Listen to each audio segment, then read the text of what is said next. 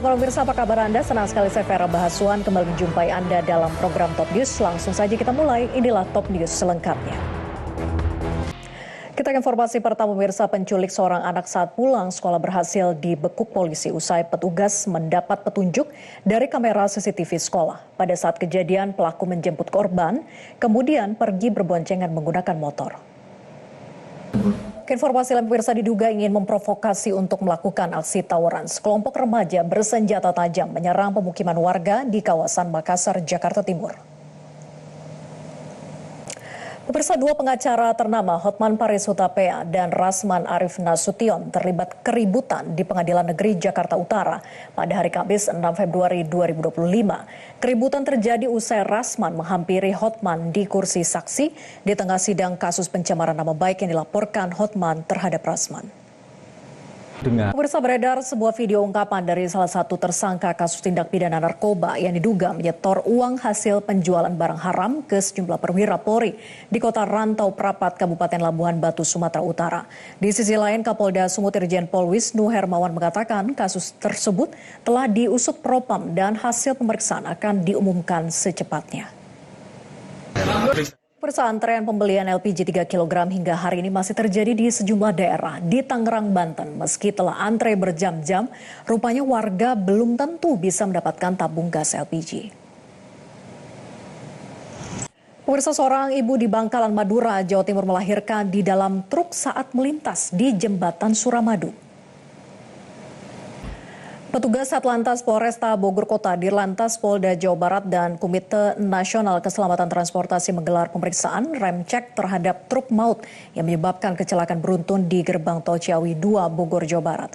Tim gabungan tersebut memeriksa fungsi rem dan melakukan penelusuran mundur dari tempat kejadian perkara hingga pool pemberangkatan guna mencari penyebab pasti kecelakaan. Sementara itu, Wakil Ketua DPR Sufmi Dasko Ahmad mengusulkan agar pemerintah mengganti sistem pembayaran di tol dari menggunakan sistem tap menjadi tanpa harus berhenti. Saran ini disampaikan merespon kecelakaan beruntun di gerbang tol Ciawi yang menewaskan 8 orang. Kita ke informasi lain pemirsa, Korps Kepolisian Air dan Udara Badan Pemelihara Keamanan Polri membongkar gudang pengolahan timah ilegal di Bekasi, Jawa Barat. 2 orang ditetapkan sebagai tersangka, salah satunya merupakan warga negara asing. Pemirsa, kami hadirkan sejumlah informasi utama dalam Top Topik berikut ini. Kita ke Top Topik yang pertama. Gara-gara mengejek pegawai honorer saat berobat menggunakan BPJS Kesehatan, seorang pegawai PT Timah dipecat. Tingkah pegawai ini sebelumnya viral di media sosial dan menuai kritik tajam. Nah, berikut informasi selengkapnya. Tunggu apa lagi bersama Kata Oma. Kita beralih ke Top Topik berikutnya pemirsa. Presiden Prabowo Subianto secara tegas mengatakan tidak ragu untuk menindak apabila jajaran pejabatnya di Kabinet Merah Putih tidak mampu bekerja dengan baik. Tidak main-main, Presiden pun mengatakan bahwa pihak yang tak sejalan dengan dirinya akan disingkirkan. Menteri Perumahan dan Kawasan Pemukiman Marwara Sirait mengaku siap bila kena reshuffle. Menurut Ara, reshuffle merupakan hak prerogatif Presiden karena hal tersebut juga sesuai dengan konstitusi yang harus dihormati. Kita beralih ke Top Topik yang ketiga pemirsa. Menteri Hak Asasi Manusia Natalius Pigai dicecar saat rapat dengan Komisi 13 DPR. Kerja Pigai dinilai tidak terlalu terlihat di 100 hari pertamanya sebagai menteri.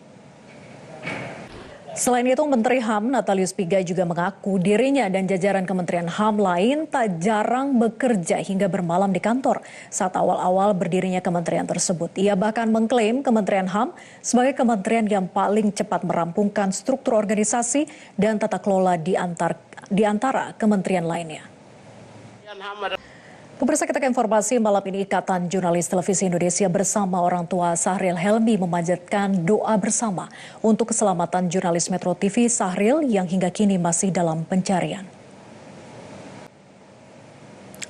Pemirsa, hanya gara-gara masalah administrasi berupa kelalaian pihak sekolah mengisi pangkalan data sekolah dan siswa, sejumlah siswa yang mempunyai rekam jejak akademik bagus atau eligible gagal mengikuti seleksi nasional berdasarkan prestasi atau SNBP 2025. Lalu masihkah mungkin mimpi mereka masuk ke perguruan tinggi negeri lewat jalur prestasi bisa terwujud? Berikut ulasannya dalam Top Review. Tunggu apa lagi bersama Kata Oma. Pemirsa, petugas lapas kelas 2B Blitar menggagalkan upaya penyelundupan narkoba di dalam lapas. Narkoba yang diselundupkan ke lapas telah dicampur dengan bumbu makanan kering tempe. Nah, informasi ini sudah kami rangkum bersama 8 berita lainnya dalam Top of the Top, sekaligus menutup jumpa kita di Top News. Saya Vera Bahaswan, pamit undur diri. Terima kasih atas atensi Anda.